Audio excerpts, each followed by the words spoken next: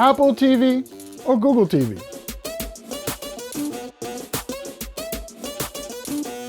Which is better? More importantly, I think the question should be, which better meets your needs? I'm going to walk you through a high-level overview with a few deeper dives into the features I think each platform is strongest in. My hope is that by the end of this video, you'll know which is right for you in your home, or that you'll be able to share these insights with a friend who's trying to make the same decision. Let's get into it.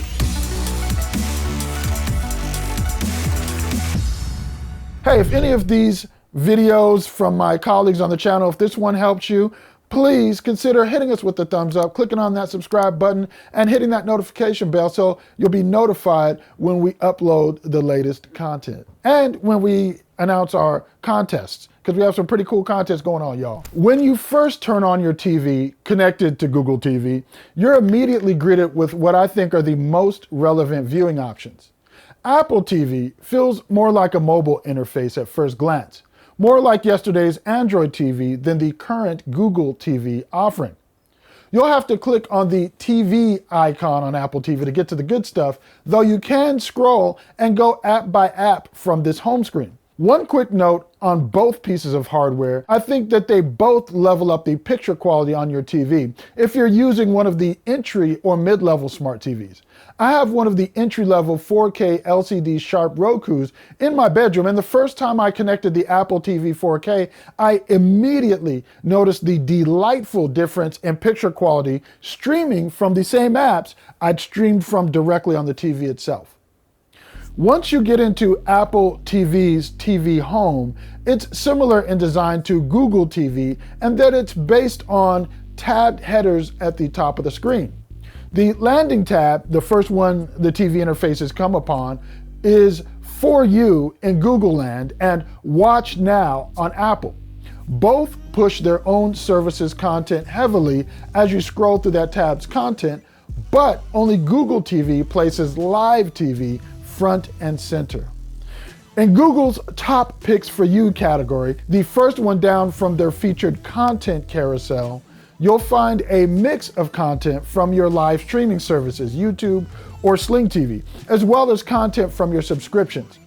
Unlike Google, who immediately pushes their featured content, Apple TV's first row of content under Watch Now is up next.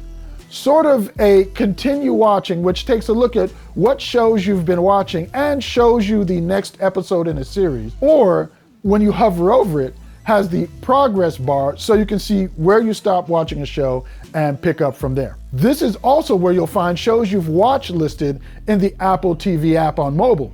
Scrolling further down just gets you to more of their services content pushed, mixed with suggestions by category based on your viewing habits.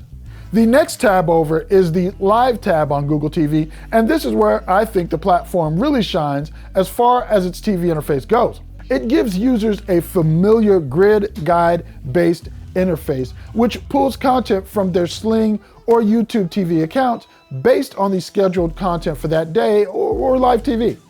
This is a big deal for cable cutters who are trying to take control of their watching and their budget by going a la carte instead of paying cable package prices.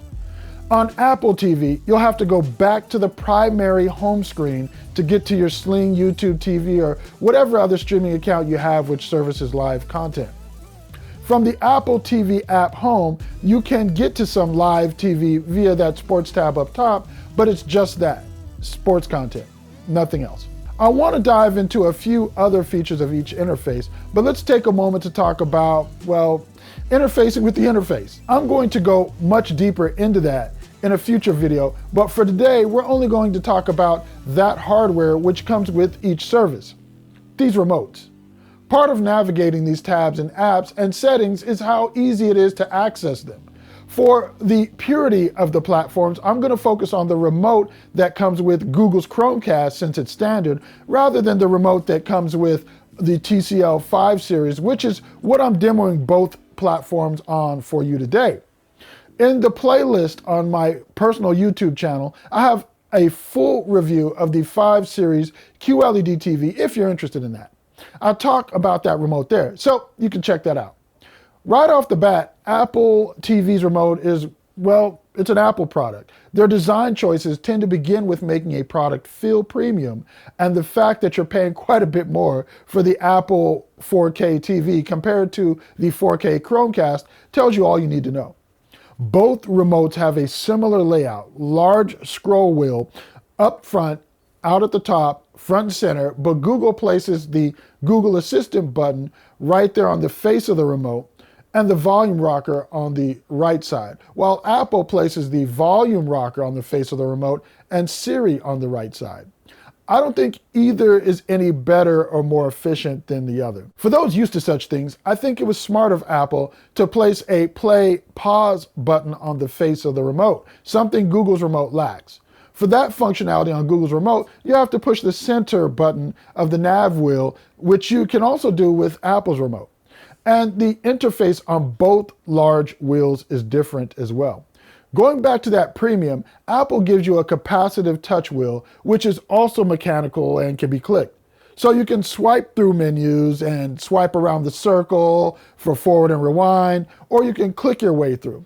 Google's remote is completely mechanical. You'll be clicking your way through on that one. Both interfaces are very responsive, and the only quirks I've run into is that using Apple's wheel as a scroll wheel can be an inconsistent experience across different apps when it comes to using that fast forward, capacitive, or rewind functionality. That said, I think Apple's play, pause, fast forward, and rewind interface is more intuitive and easier to use. Clicking the wheel pauses, then you can scroll or click to move forward and back, then click again to play. And you can use that play pause button on the top of the remote as well. Apple definitely wins here, in my opinion. A feature for which I don't think either is better than the other is power. Removable batteries power Google's remote, while a fixed rechargeable powers Apple. So, do you prefer plugging up and recharging a remote or popping that cover off and replacing batteries? I'm definitely a bigger fan of Apple's remote for its premium feel and build quality and their play, pause, fast forward, and rewind interface. Now, one of the other big differences in the devices comes internally with storage. With Apple TV, you're going to get more space for downloadable content and apps. The unit I'm using comes with 64 gigabytes of storage, but the Chromecast I have comes with only 4 gigabytes. You'll see that content when you look at the last tab on each platform's interface, the Library tab. One of the things I really like about Google's Library tab is that you'll find the wish list there. Like I said, we're going to get more in depth on the mobile side of this in the next video, but with Google, I can search up a show or mobile on desktop and add it to my wish list right from that Google search. Then it will show up on my wish list on Chromecast. Google definitely has the market cornered on that. If I want to do this on mobile with Apple, I'll have to open up the Apple TV app, search there, then add to my up next queue from there. I bring this up because a lot of times we're out and about or at work or at a party or someone tells us about a great show to watch, and it's easy to take out our phones real quick and add that show to a watch list so we don't forget. And last for this comparison, but definitely not least, is ambient mode or screensavers. I love the images you get with both services, but the clarity and sharpness of Apple's imagery is often awe-inspiring. Seriously. My wife and I just sit sometimes and watch Apple's aerial images. With Apple though, you might think they don't have an ambient mode like Google TV, but you just have to go into the settings and change the timeout to whatever you like. If you're truly going for a persistent ambient mode, then you set it to never sleep. We could make an entire hour-long episode here because there's so much to go into, but we're gonna stop here for now. Well, that is until the next video where we'll talk about the accessory interfaces to both services and get into some gaming talk as well. Both boxes, both platforms are really good. Both have their strong suits. Google definitely stronger when it comes to live TV and providing that familiar legacy grid interface. But at the end of the day, I think the best platform is the one most compatible with the devices you already use. So, if you use iOS products, Apple TV is best integrated with your home. And if you use Android or have Google Home products, then it's Google TV. Hey, I'm Tashaka Armstrong for Reviews.org. Don't take it lightly that you spent your time watching here with us today. If there are any questions I didn't answer in this look at both platforms and services, go ahead and leave those questions in the comments below. I'll get to them. Love chatting with you all. I will catch you on the next video.